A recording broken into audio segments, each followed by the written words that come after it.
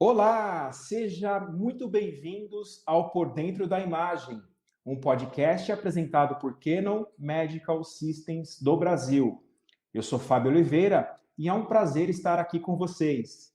Nesse nosso encontro quinzenal, falamos sobre as tendências e curiosidades do universo de sistemas médicos de diagnósticos por imagem.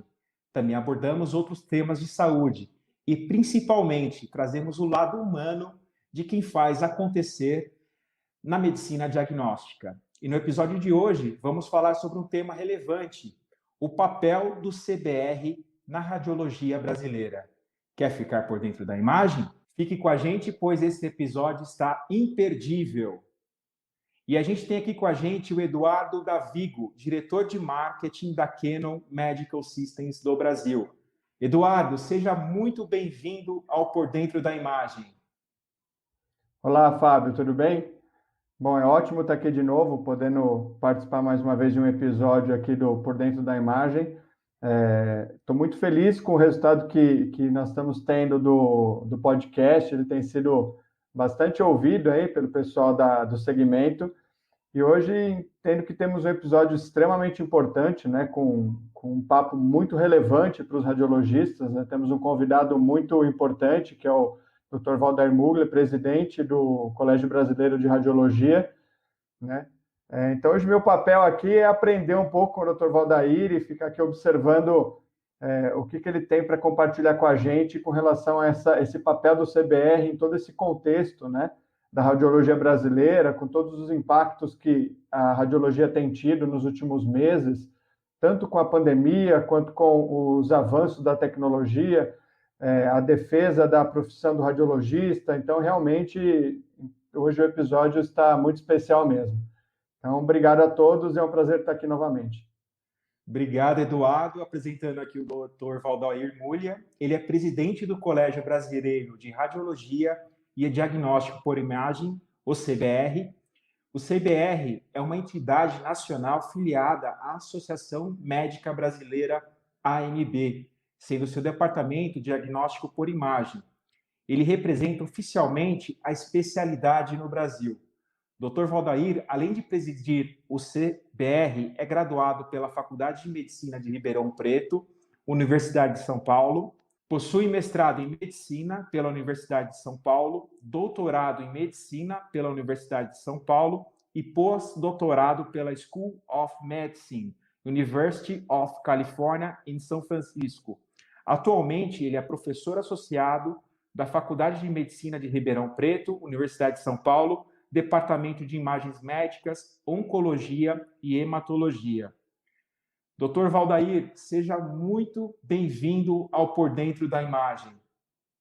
Ok, obrigado, pessoal. Um prazer estar aqui conversando com vocês e fico à disposição para esse bate-papo aqui e esclarecermos alguns pontos e falarmos um pouco mais sobre o diagnóstico por imagem.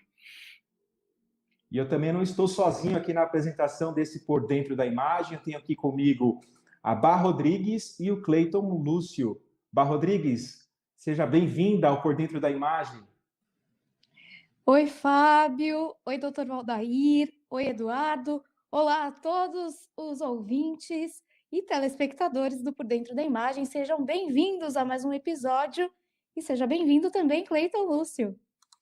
Oi, Bárbara, muito obrigado. Obrigado, Fábio, pela apresentação. Doutora Valdair, muito obrigado por aceitar o nosso convite. Também muito obrigado, Davigo. Eu acho que faço minhas palavras do Davigo. A gente vai aprender bastante sobre esse tema aqui hoje. Doutor, para começar o nosso bate-papo, eu gostaria de fazer duas perguntas. A primeira é: qual é o papel do radiologista na saúde digital e quais são as ameaças e oportunidades para o radiologista na área da saúde digital? O senhor poderia responder um pouquinho para a gente? Então, vamos lá. Eu acho que a questão da transformação digital que a gente tem assistido aí, seguramente há mais de uma década, ela impacta todas as profissões conhecidas, né? E, inclusive, a profissão médica. E dentro da especialidade médica, nós temos algumas áreas que sofrerão um impacto maior por usar mais tecnologia, e outras áreas um impacto menor por usarem menos tecnologia, mas todas terão um impacto. E aí nós temos o diagnóstico por imagem, né, na radiologia, o diagnóstico por imagem, que sempre foi uma especialidade que se caracterizou por estar muito associado ao desenvolvimento tecnológico, está muito associado ao desenvolvimento tecnológico. Então, é natural que a gente tenha um impacto importante, relevante em nossa especialidade. E óbvio que isso vai requerer adaptações por parte da especialidade como um todo, quer dos seus praticantes, quer das sociedades que dirigem a especialidade. E isso já está acontecendo. Tá? É óbvio que com o surgimento, vamos dizer, não surgimento, porque algumas das tecnologias disponíveis dentro da transformação digital, como inteligência artificial, já existiam há vários anos. O que ocorreu foi um desenvolvimento mais acelerado, com técnicas e algoritmos mais refinados, mais eficazes, estão gerando uma implementação um pouco mais acelerada. Mas já existia isso, todo mundo já conhecia. Então, essa é uma questão que já vem sendo vamos dizer, digerido pela especialidade, pela classe.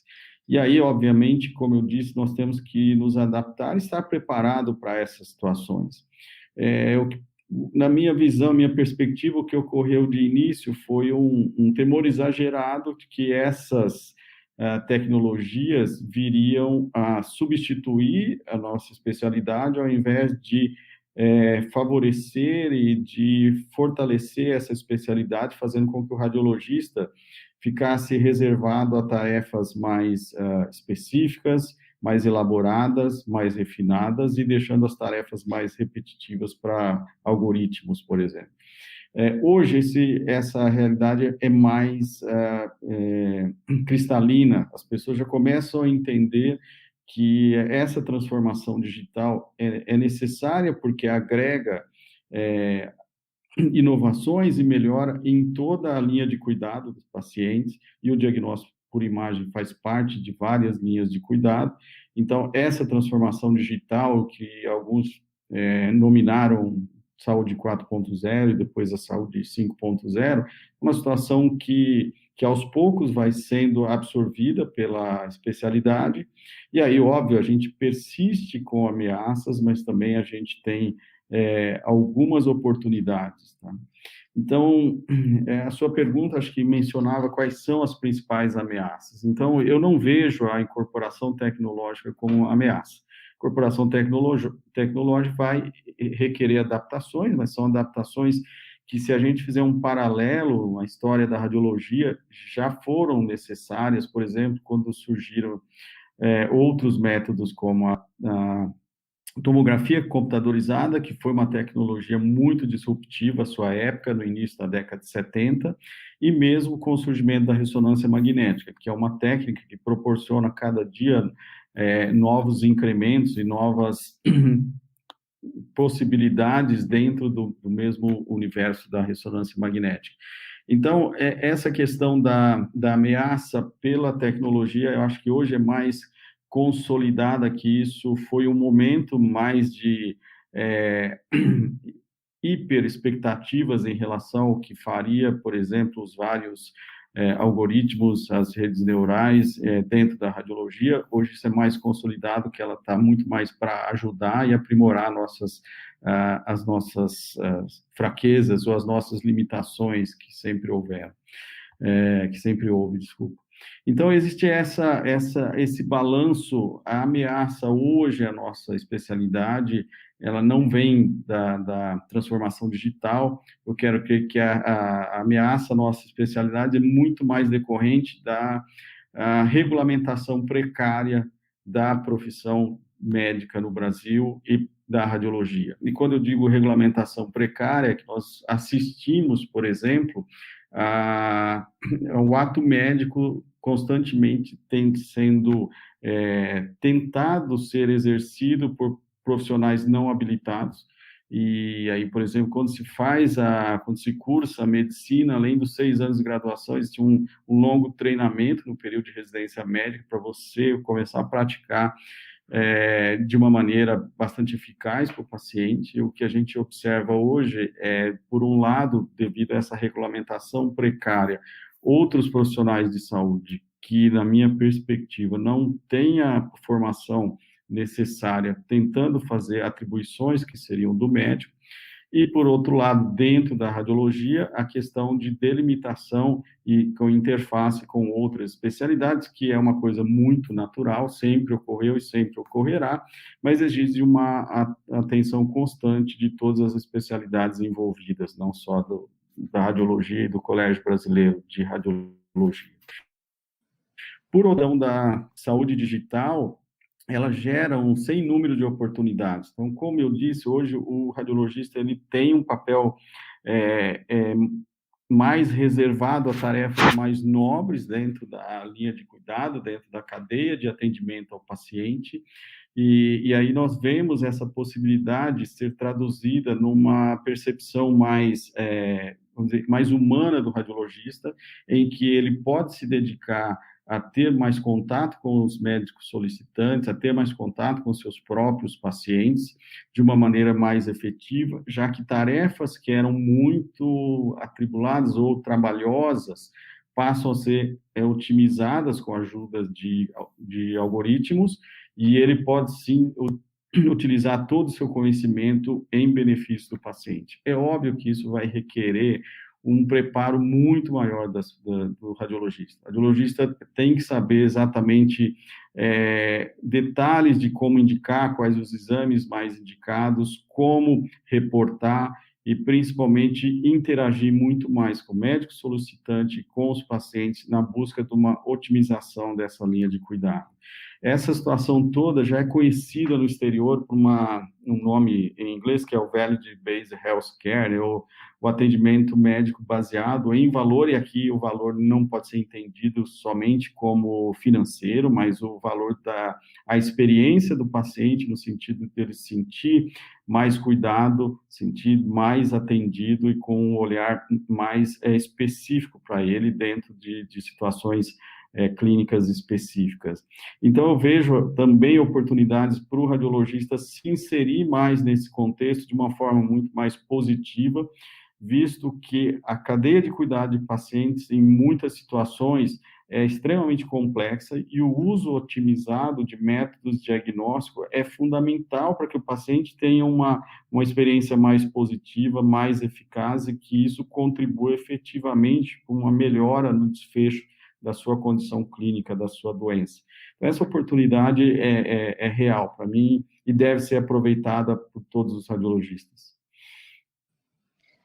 Doutor Valdair, o senhor falou sobre profissão e eu queria voltar nesse tema agora, perguntando para o senhor quais foram as principais modificações e as evoluções profissionais para o profissional, aliás, da radiologia, nessas últimas décadas, né? No nosso primeiro episódio, a gente recebeu aqui o Dr. César Nomura, e ele comentou que uma dessas modificações foi a diminuição da procura pela especialidade nos últimos anos e que um outro desafio foi a consolidação do mercado, ou seja, o número de clínicas de radiologia tem diminuído e os profissionais têm trabalhado cada vez mais em grandes grupos. O senhor poderia dar um panorama a respeito dessa temática, por favor? Sim, essa questão está muito relacionada ao que eu disse no início, de que a percepção que a radiologia seria uma das especialidades mais impactadas pela transformação digital, e impactadas no sentido negativo, que ela será impactada e está sendo impactada muito, ninguém tem dúvida disso, mas que ela seria impactada num sentido negativo de que a especialidade corria risco até de desaparecer, segundo alguns experts da área de inteligência artificial, né? Inclusive, uma das previsões está a poucos meses de se mostrar inócua, né? Não foi concretizada. Mas essa questão toda, como eu disse, de transformação digital associada à mudança no mercado, que é óbvio que a transformação digital também impactou o mercado, né? Promoveu uma mudança de como todo mundo enxergava a especialidade, e isso incluiu os alunos de graduação de medicina. Então, nós tivemos, do início dos anos 2000, um boom na procura por vagas de residência médica de radiologia e diagnóstico por imagem, que quando surgem as notícias da transformação digital e do impacto da inteligência artificial na nossa profissão médica e principalmente na nossa especialidade, e isso levou a um certo... eu concordo plenamente, doutor César Nomura, um declínio muito nítido, muito acentuado. Eu posso falar pela minha universidade, tanto no campus de Ribeirão Preto quanto no campus de São Paulo, né, em que houve uma clara diminuição no número de procura de vagas de radiologia e diagnóstico por imagem em função desse temor. Eu acredito que essa ideia já está sendo modificada, muito mais essa percepção de que nós temos uma especialidade que é muito capaz de se adaptar às transformações digitais, justamente porque sempre lidou com tecnologia. Então, é óbvio que a transformação digital assusta muito, mas para quem lidou com tecnologia, talvez não assuste tanto. Então, hoje a gente tem situações mais, vamos dizer, mais ponderadas, mais balanceadas entre aquela situação de impacto negativo muito forte para uma situação em que, sim, nós precisamos nos adaptar, mas nós temos as condições totais para fazer uma adaptação mais tranquila e ter um bom uso das técnicas de transformação digital dentro da radiologia e do diagnóstico por imagem. Então, essa eu diria que é uma situação que não se limita só à radiologia, eu diria que se limita a toda a medicina. Então, a questão de que o médico teria o seu papel diminuído, principalmente em função de algoritmos, isso foi até um tema bastante interessante, que no início dessa suposta revolução tecnológica, a IBM vendeu o Watson, todo mundo conhece, um computador, como sendo possível de substituir não só radiologistas, mas oncologistas, patologistas, diversas especialidades médicas, e há poucos meses, no início desse ano, a IBM assumiu que o projeto do Watson é um projeto falido, um projeto que não deu certo, um projeto que não deu os resultados esperados. Então, isso leva à questão do balanço, em que hoje nós temos uma situação mais equilibrada em o que temos que absorver das tecnologias para otimizar o atendimento ao paciente e o que o médico tem de melhor para continuar sendo essa figura central no tratamento do paciente.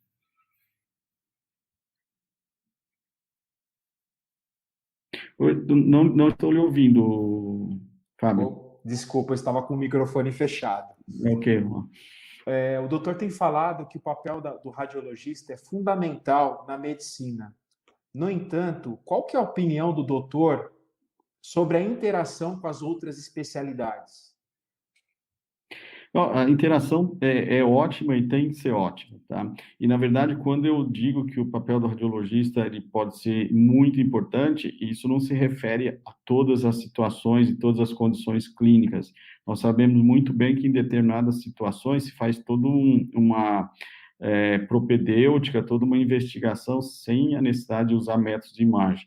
Por outro lado, em outras situações, é praticamente impossível você oferecer um cuidado de valor, um cuidado efetivo e benéfico ao paciente sem o uso dos métodos de diagnóstico por imagem. E esse uso consciente, esse uso efetivo, requer a presença de um profissional especializado, no caso o radiologista, para validar a indicação, saber interpretar os achados e saber orientar, junto com uma equipe multidisciplinar, quais seriam os próximos passos dentro de uma linha de cuidado específica do paciente. Então, nesse sentido, eu vejo a transformação digital muito também favorecendo o relacionamento, um maior relacionamento, uma maior interação entre radiologistas e os médicos solicitantes. Então, esse foi um dos pontos que eu mencionei no início, que é essa questão do radiologista ter um papel mais central em determinadas linhas de cuidado, é essencial, desde que ele saiba exercer essa preponderância. E para exercê-la, ele tem que interagir fortemente com os colegas solicitantes e com os colegas, e com os pacientes, desculpa. Então, a interação da radiologia com outras especialidades, ela se dá, obviamente, no dia a dia, através de todos os seus profissionais, nos diversos, nas diversas clínicas, hospitais, laboratórios, onde cada um está trabalhando, e isso deve ser estimulado, porque isso beneficia muito o paciente. E do ponto de vista institucional, existem aqui no país, obviamente, todas as representações de sociedades, especialidades, e aí o relacionamento da radiologia com a maior, imensa maioria das sociedades é excelente, né? Óbvio que todas são partes de um mesmo grupo, que é a classe médica, e estão representadas as sociedades de especialidades dentro da Associação Médica Brasileira e pelo Conselho Federal de Medicina. Então, do ponto de vista prático, pessoal, organizacional, né, de assistência ao paciente, essa relação dos radiologistas com os médicos de outras especialidades, a meu ver, só tende a ser otimizada pela transformação digital, desde os vários mecanismos que a gente tem para esse contato. Então, hoje, por exemplo, a gente já tem situações em que o relatório médico pode ser gravado, ou às vezes alguns relatórios têm até a composição de vídeos para facilitar a comunicação, e mesmo as diferentes ferramentas de comunicação permitem uma interação muito maior entre o médico solicitante e o radiologista, quando é necessário uma conversa mais detalhada sobre determinados achados de exames de diagnóstico por imagem. Doutor, eu queria te fazer também uma pergunta ligada ao CBR, né? O senhor poderia falar um pouco da representatividade do Colégio Brasileiro de Radiologia e Diagnóstica por Imagem na radiologia do país? Então, como o Fábio mencionou um pouco no início, né, o Colégio Brasileiro de Radiologia, ele é o departamento de imagem da Associação Médica Brasileira, e é uma autarquia, e é ele que titula os profissionais do diagnóstico por imagem no país. Tá? Então, ele que fornece o título de especialista de diagnóstico por imagem para quem deseja exercer essa especialidade após a formação médica. Tá? Então, isso já é um papel extremamente relevante. A par disso, o CBR também está intimamente ligado à organização e orientação dos serviços de residência médica e aperfeiçoamento médico, que são os serviços que formam especialistas, tá? Então, o CBR, ele tem uma comissão, que é a Comissão de Ensino, Aperfeiçoamento e Residência Médica, que cuida de avaliar esses serviços e garantir que esses serviços prestem a melhor formação para todos os médicos que queiram ser especialista em radiologia e diagnóstico por imagem. Então, dentro dessa premissa, a gente tem as diretrizes mínimas ou os protocolos mínimos que devam ser ensinados para quem faz a formação de especialista em diagnóstico por imagem dentro do país. É óbvio que muitos serviços vão muito além do que preconizado pelo CBR, isso é natural, a gente tem serviços de excelência no país, vários distribuídos pelo país todos, que extrapolam muito e têm formações muito eficazes e muito orientadas no sentido de transformar o médico residente, o médico aperfeiçoando em um excelente radiologista. Mas nós temos que ter em mente que o Brasil é um país muito grande, é um país de discrepâncias, e nós precisamos ter o que a gente chama de diretrizes para orientar todos aqueles serviços, às vezes mais distantes, que poderiam ter dificuldade de planejamento. Então, eles têm uma orientação nesse sentido. E aí, o papel também de fiscalizar esse serviço para que os residentes tenham uma formação muito profícua e muito eficaz. Tá?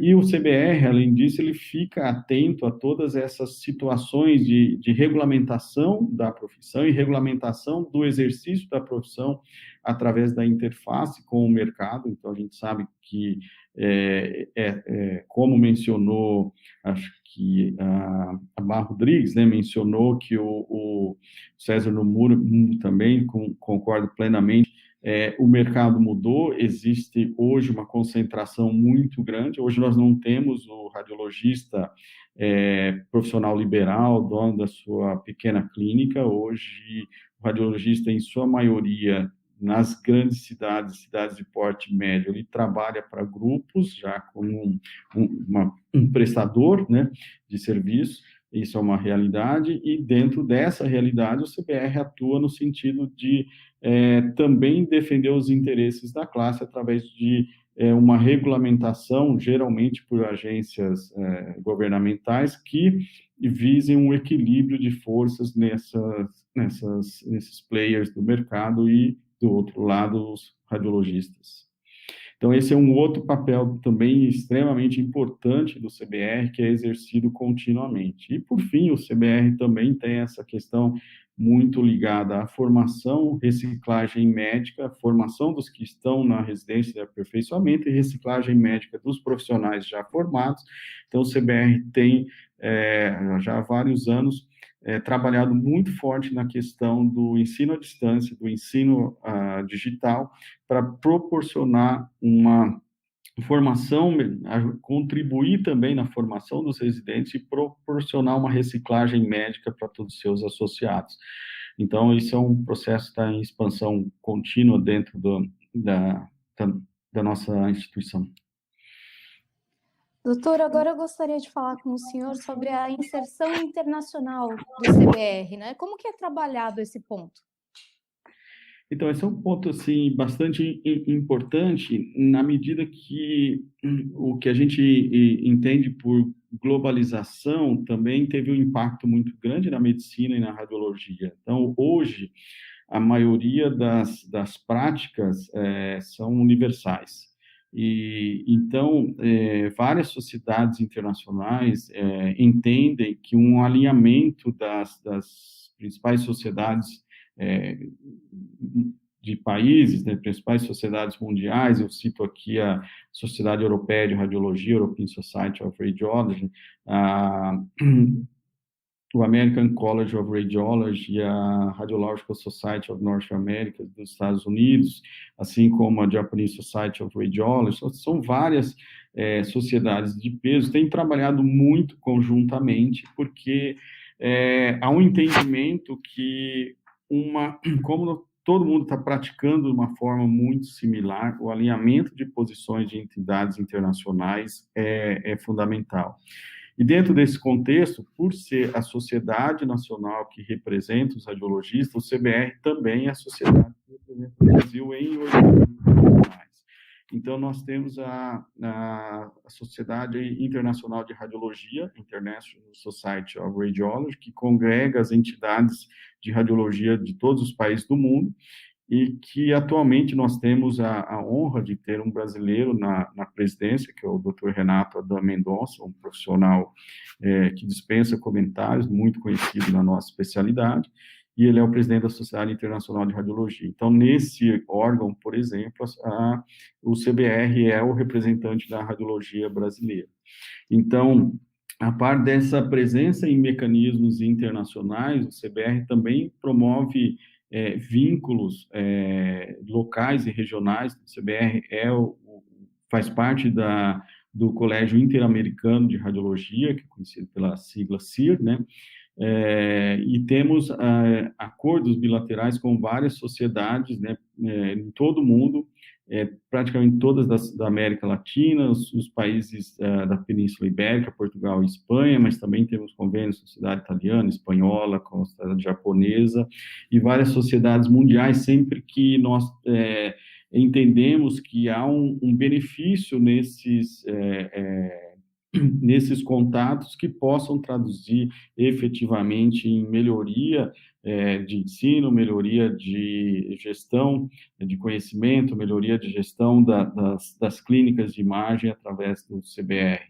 E aí, nesse sentido, o CBR ultimamente tem feito algumas iniciativas importantes. Agora, no mês de outubro, nós faremos um fórum internacional sobre as tendências do diagnóstico por imagem.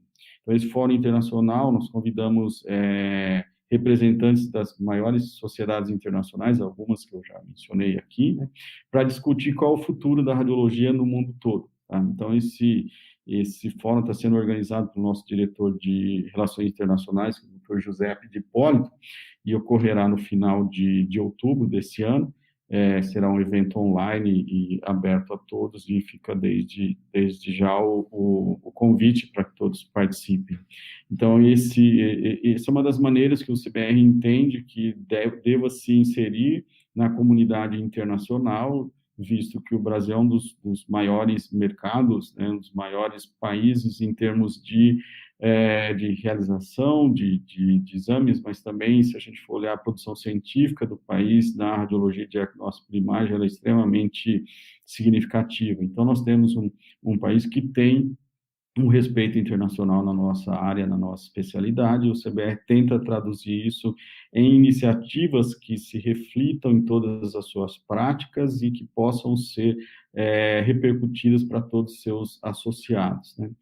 E, ultimamente, a gente tem um projeto bem ambicioso, mas é um projeto que a gente está tentando o apoio da Organização Mundial de Saúde, que justamente foi estimulado por algumas pessoas dentro da OMS, que é o CBR tentar ajudar países de língua portuguesa através da educação à distância, educação online. Então, nós sabemos que alguns países de língua portuguesa na África têm muita dificuldade em formar médicos radiologistas, e daí surgiu a ideia do CBR intermediar voluntários para que esses possam exercer atividades dentro do continente africano, principalmente nos países de língua portuguesa, porque aí a facilidade da língua é fundamental para que ocorra um melhor intercâmbio, uma maior interação.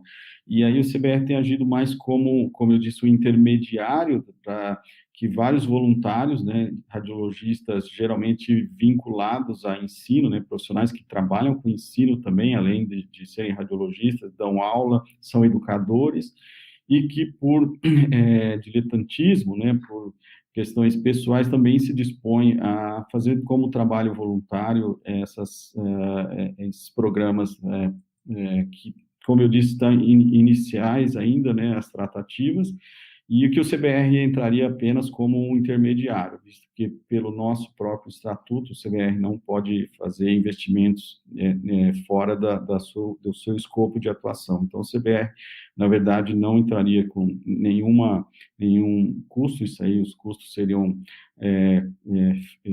elaborados ou seriam pagos por entidades internacionais. O que o CBR faria é apenas uma intermediação de profissionais voluntários que se dispusessem a contribuir com a formação dos nossos colegas africanos. Então, em resumo, são dos vários áreas que o CBR tem atuado no ponto de vista internacional. O doutor falou de alguns benefícios já do CBR, mas eu queria que o doutor aprofundasse um pouco mais para o ouvinte ou quem está nos assistindo saber um pouco mais e como é possível se associar ao CBR, doutor. Então, o CBR ele tem várias categorias de associados, né? Então, o membro associado do CBR é o que tem título de especialista na área, mas, por exemplo, os médicos residentes não precisam do título. Como eles estão em treinamento, então os médicos residentes podem ser membros do CBR, são os membros em treinamento, e também não é cobrada a anuidade dos residentes, somente após formado, tá? Uma outra categoria são os médicos brasileiros que atuam no exterior, então esses médicos também são chamados de membros correspondentes do CBR. Muitos deles ainda mantêm um vínculo expressivo com o CBR, apesar de estarem há vários anos no exterior. Isso é muito interessante, porque enxergam uma instituição séria e que trabalha em benefício da categoria, tá?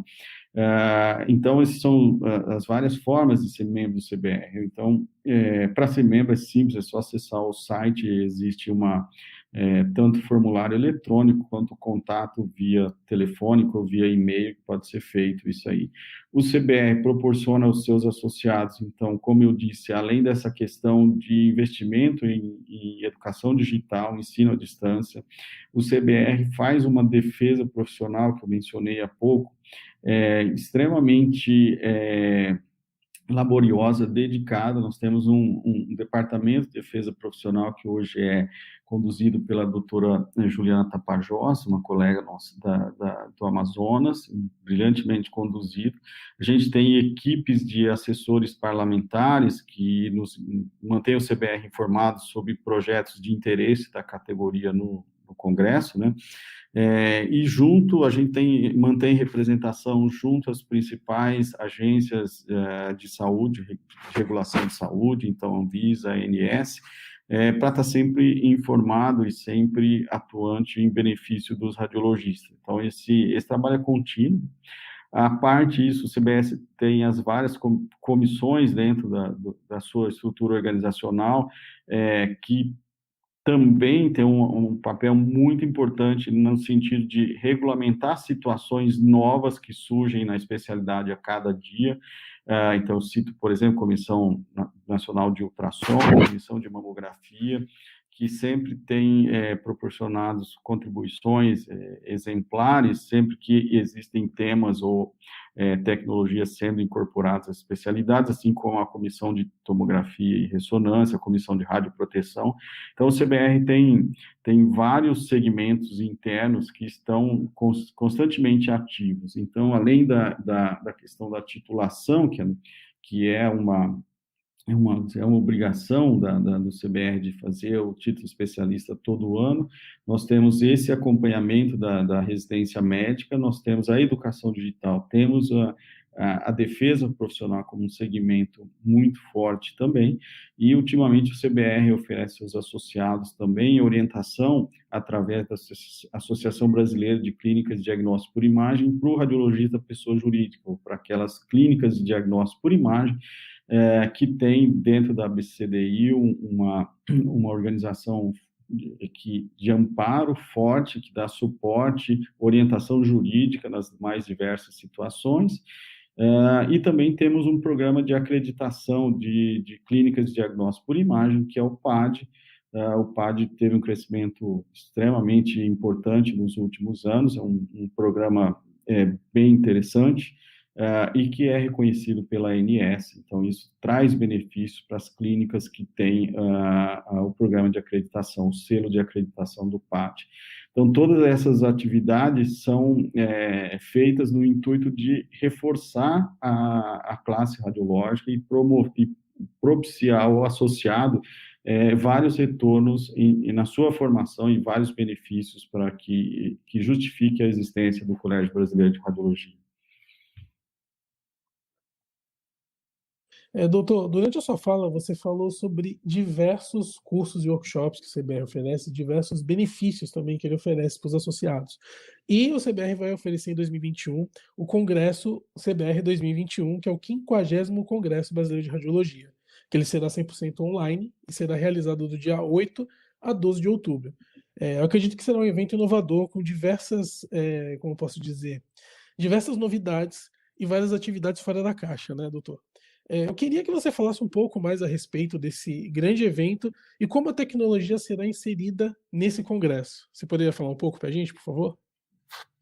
Ok, então, vou tentar não dar muito spoilers aqui, porque senão a nossa diretora científica, Luciana Costa, vai ficar brava comigo. Mas, na verdade, a doutora Luciana é responsável pela organização desse evento, esse ano, do Congresso Brasileiro de Radiologia de 2021, que é um congresso muito especial, porque é o 50º congresso. Então, esse ano nós estamos comemorando 50 anos de Congresso Brasileiro de Radiologia.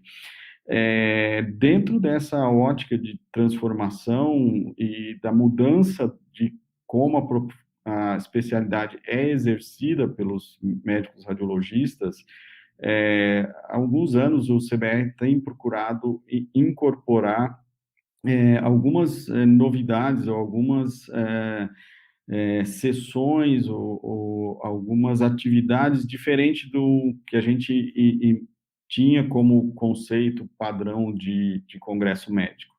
E isso foi acelerado, né? Isso foi, de uma certa forma, bem maximizado pela pandemia. Então, o ano passado, nós tivemos que organizar um evento totalmente online, e esse ano, por uma questão da indefinição, aí, até o fim do primeiro semestre, poderíamos fazer um online ou presencial, considerando a situação no final de junho, que era o tempo mínimo para organizar um evento de qualidade, a gente optou novamente por um evento online. Mas como houve uma melhora acentuada já das condições sanitárias no país, das condições em relação à pandemia, nós queremos, então, otimizar ou, de uma certa forma, melhorar atividades que foram muito elogiadas no Congresso Brasileiro de 2020 e oferecer algumas novidades em relação a isso. Então, acho que o que tem caracterizado o Congresso Brasileiro de Radiologia nos últimos anos é essa incorporação de temas não só técnicos, não só específicos, como temas científicos relacionados ao conhecimento diário do radiologista, mas temas que são muito importantes, que ganharam uma dimensão ainda maior diante da transformação digital que a saúde está passando. Então, nós começamos a abordar temas como gestão de tempo, a gestão de pequenas clínicas, como otimizar o tempo do radiologista e situações de estresse que todas as profissões estão acostumadas, mas no meio médico e no meio radiológico, o burnout é uma preocupação. Então, nós começamos a abordar temas como esse, e no ano passado a gente começou a abordar esses temas de uma forma bastante intuitiva e interativa, até uma semelhança do que a gente está fazendo agora de perguntas e respostas, ao invés de um padrão de aulas convencionais de congresso.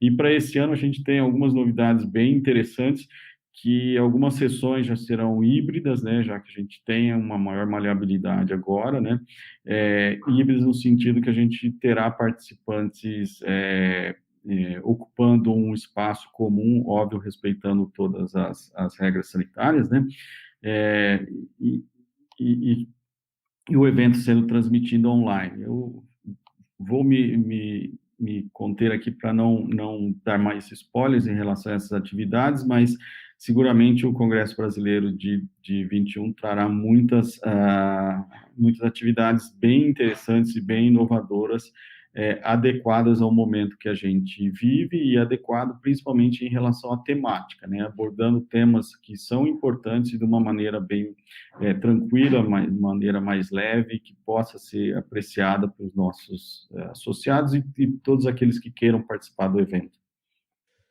Claro, doutor, é sempre bom manter um pouquinho o mistério, até para aguçar a curiosidade do público, né? Faz parte. Davigo, eu gostaria de te perguntar se você gostaria de comentar um pouco sobre o assunto abordado pelo Dr. Valdair. Eu gostaria de comentar um pouquinho sobre o Congresso Brasileiro, né, de Radiologia, mas um pouquinho antes de falar sobre o Congresso, eu queria dizer que, assim, fiquei muito impressionado, né, com toda a explanação do Dr. Valdair sobre a questão da defesa profissional, né, sobre o engajamento do Colégio Brasileiro de Radiologia nesses temas que são tão relevantes e tão em pauta atualmente. Acho que dois grandes temas, que é a incorporação tecnológica, né, que se realmente, quando você chega nessa situação, sempre tem muitas previsões catastróficas, né, e a gente aqui na Canon, a gente realmente não acredita em nenhuma delas, né, tanto que o nosso investimento está sempre em colaborar com o dia a dia do radiologista, em melhorar a vida do radiologista, né, e também essa tendência, que essa é realmente inevitável, isso tem acontecido muito. A gente, como provedor de tecnologia, a gente vem percebendo essa mudança, né, um pouco no perfil dos compradores. A gente antigamente tinha um contato muito direto com os proprietários das clínicas, né? Antigamente o radiologista era muito proprietário do seu próprio negócio. Hoje em dia isso mudou realmente bastante. A gente tem os grandes grupos aí fazendo as aquisições, mas o que eu acho que não mudou e continua acontecendo é o prestígio que o radiologista tem, mesmo dentro dessas instituições, né? E ele continua participando muito do processo decisório nas aquisições, né? Então, isso realmente, eu tenho certeza absoluta que é resultado desse trabalho engajado que o Colégio Brasileiro de Radiologia faz na defesa profissional, né, dos radiologistas. E isso tem, ao longo do tempo, por mais que o mercado tenha mudado, né, esse trabalho tem aí os seus resultados acontecendo.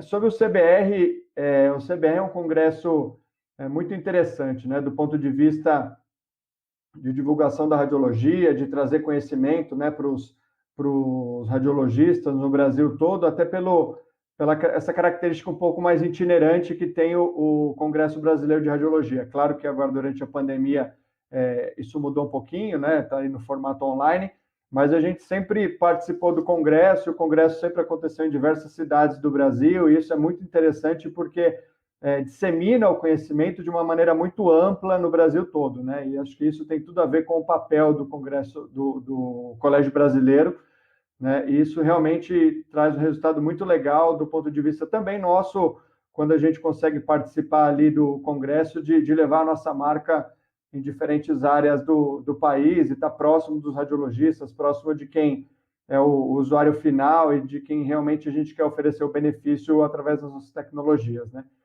Então, a gente, agora na época da pandemia, tivemos algumas alterações aí nos nossos patrocínios, mas a gente normalmente tem um foco bastante direcionado para estar junto com as associações médicas, né? O Congresso, o Colégio Brasileiro é uma delas, assim como a Sociedade Paulista e outras associações regionais, a maioria delas todas ligadas aí ao Colégio Brasileiro, né? Porque realmente o nosso patrocínio, a nossa colaboração, ela visa sempre apoiar quem traz esse conteúdo científico de alta qualidade, esse apoio também ao mercado, né, ao segmento da radiologia, né? Eu fico muito contente de tudo que eu ouvi aqui hoje, né? Dr. Valdair aí é presidente do colégio e toda a equipe dele fazendo um excelente trabalho. Parabéns.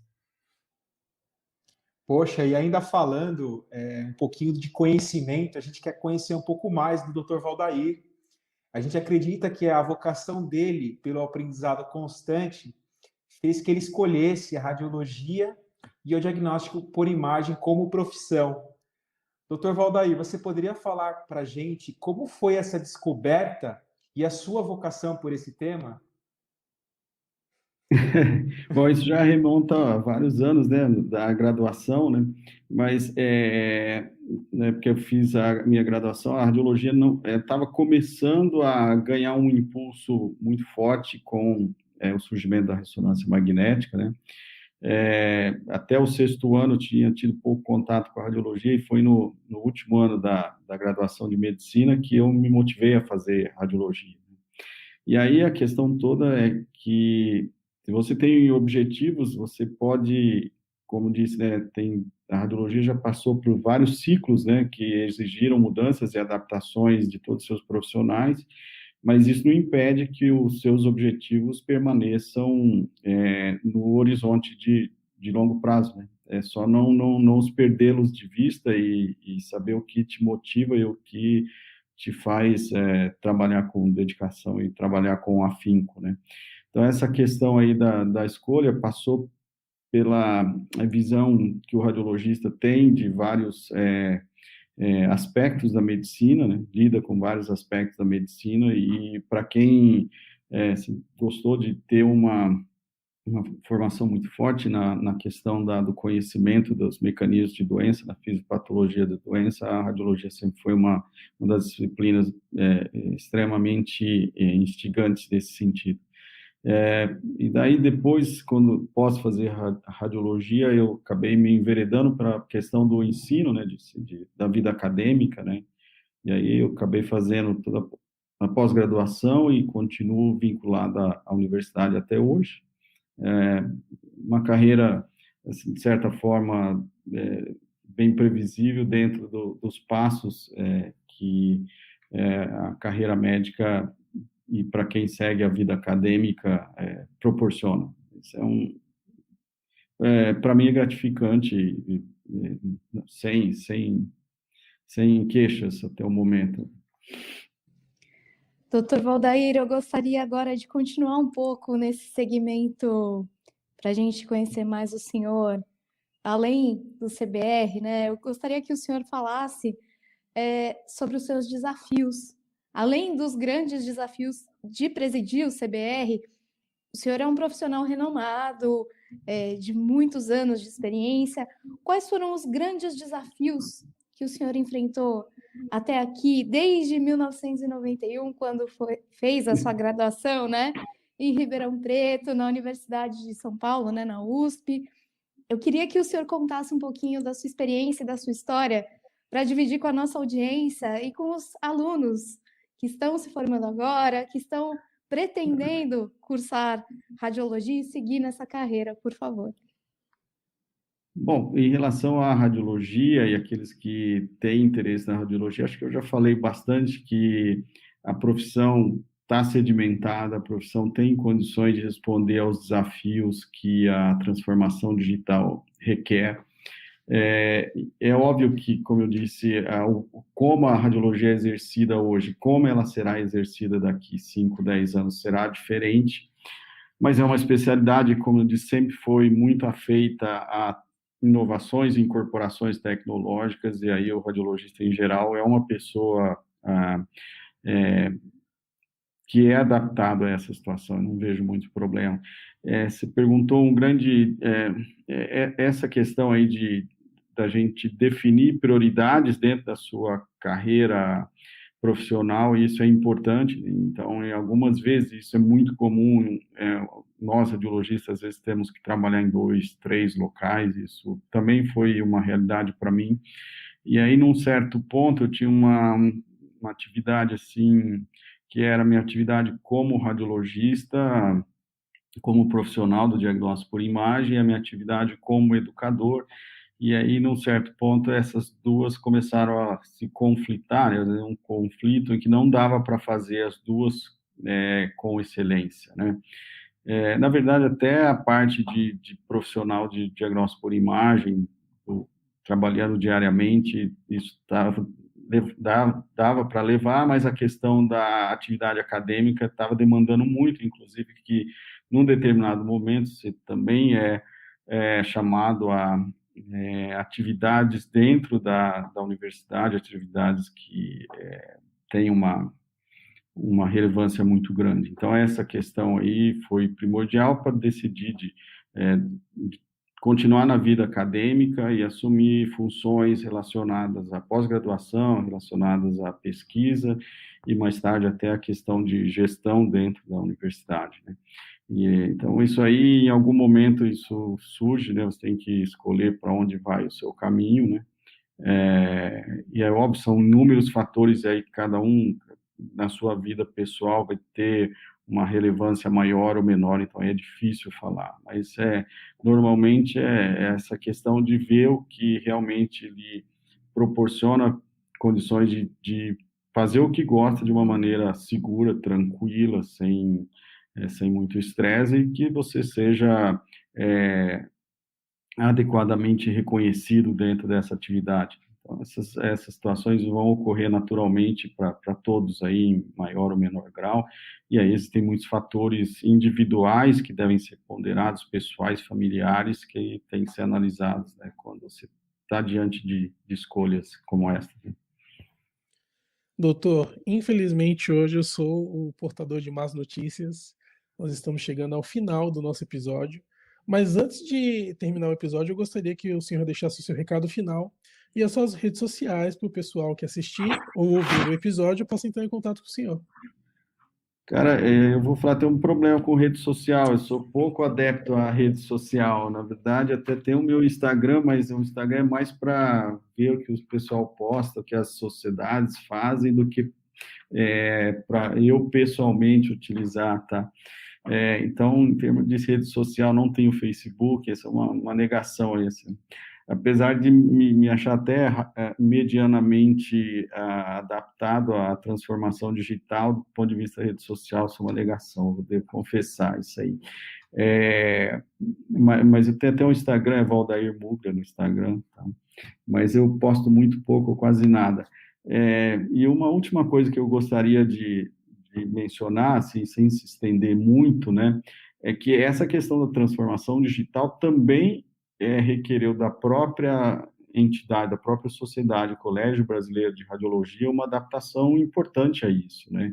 Então, essa mesma mudança da transformação digital que a gente vê no mundo exterior, isso também foi necessário para o CBR fazer uma autoavaliação, ver quais seriam as mudanças necessárias para se adequar a esse mundo. Então, várias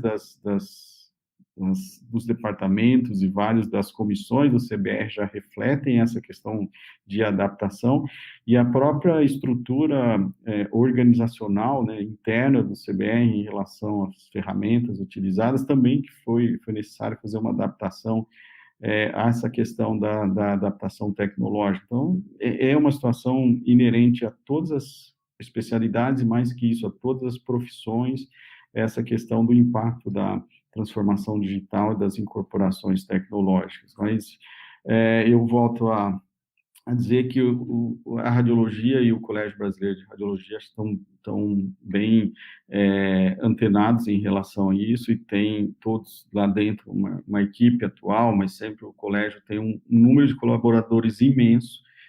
Isso é um ponto muito forte, você tem colaboradores radiologistas dispostos a colaborar com a instituição que representa a classe radiológica de uma maneira muito efetiva, e o CBR tem feito há vários anos procurar ser uma entidade nacional. Então, uma entidade que vai buscar em todos os estados, através dos presidentes de sociedades, através de interações com várias pessoas, né, procurar as pessoas que estão se dedicando, as pessoas que queiram vir para o CBR, realizar alguma atividade dentro do CBR, para que o CBR seja realmente nacional, seja realmente brasileiro e representativo de todas as regiões, de todos os estados do país, que é um país muito vasto e com contraste, com diferenças culturais bastante visíveis e bastante notórias. Então, essa é a mensagem final, que o CBR está atento para trazer pessoas e ser representativo de pessoas do país todo. Obrigado, doutor, novamente, por ter estado no nosso convite. Fábio, muito obrigado pela apresentação. Bárbara, também, muito obrigado. Davigo, também, muito obrigada. E, doutor, foi muito legal esse bate-papo, foi muito esclarecedor e muito interessante perceber como a medicina radiológica ela vem se adaptando e caminhando lado a lado com a transformação digital. E agora eu passo a vez para o Eduardo Davigo.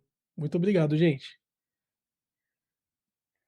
Ô, Cleiton, muito obrigado. E queria agradecer ao Dr. Valdair Mugler por esse episódio extremamente enriquecedor que nós tivemos com ele aqui.